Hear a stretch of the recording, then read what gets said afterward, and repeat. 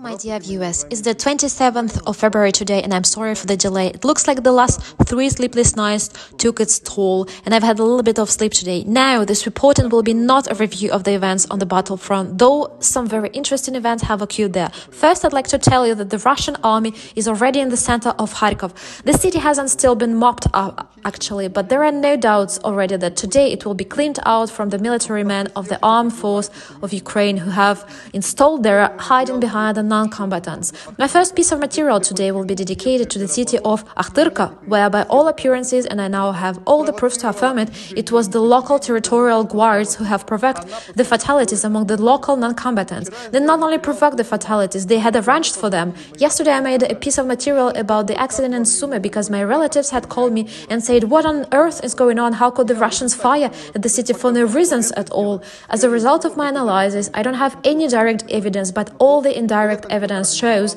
that all that was arranged by the local territorial guards. And right after that, I began digging and delving on Охтирки, and I came across a very curious interview almost immediately. That interview was given by Mr. Shore, a local nationalist who had participated in the combats in Donbass in 2014 to the local TV channel російська. Well, now that's what Mr. Shore told. Good evening. Well, it's a bit calmer now, a little harsh. Some time ago there was some shelling, but now it's quiet more or less, and this is the Russian shelled. They were watching through the quadrators and they saw where they were firing. They brought down fire on the residential neighborhood. They brought down fire on Kievskaya Street. They brought down fire on Dachny housing estate. They brought down fire on a kindergarten, but thank God there was nobody here.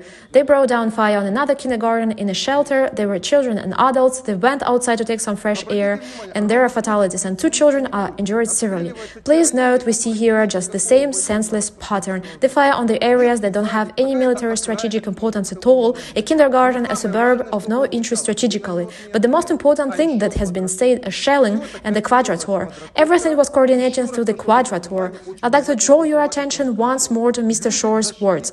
People went in a shelter and then went outside to take some fresh air, and immediately there was a shelling. And here I'd like to add to Mr. Shore's words what I've been told by those people who were in the shelter. They said that before the accident, the territorial guards had declared that the firing was expected, and they literally herded people into the shelter. And naturally, everybody ran there. They sat for a while and there was no firing. They went out to take a fresh air and there was a shelling straight away, shell throwers. By the way, my opponents told me the same about the accident in Sumy too, that the Russian had used shell throwers. Yes, it would be nice and logical, and this version may be accepted as truth, but there is a slight problem. Have you seen the photo that appeared for a moment in the review of the rosійська TV company? The same photo appeared straight away in a matter of minutes, and some 10 to 15 minutes later it spread over all the publics, going off like hotcakes over all the Ukrainian public pages. It could be taken but from the quadrator that had coordinated the fire. If it was a Russian quadrator, let me ask you, how come the photo appeared on the public so quickly? There could be only one answer. The quadrator was landed at once, the photo was unloaded and loaded into the internet, and it was done by those who had coordinated fire, and it was on the pro-Ukrainian publics where it appeared. There is nothing more to be said. What else proofs do you want? All that was arranged by the territorial guards of Охтирки, preparing their provocation. They first herded people into the shelter, watching the process through a quadrator.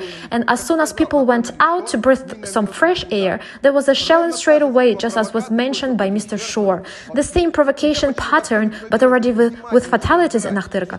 And I'm absolutely sure you know that if we start analyzing closely all this provocation that take place in different Ukrainian cities, we will find the same pattern, because the nationalists who have been using this pattern in Donbass for 7 years now are doing the same in the Ukrainian cities. Can't you see, my dear fellow countrymen, they aren't defending you, they are shielding themselves with you, and you are a human shield for the Swedes, whether in Sumy or in Охтирки.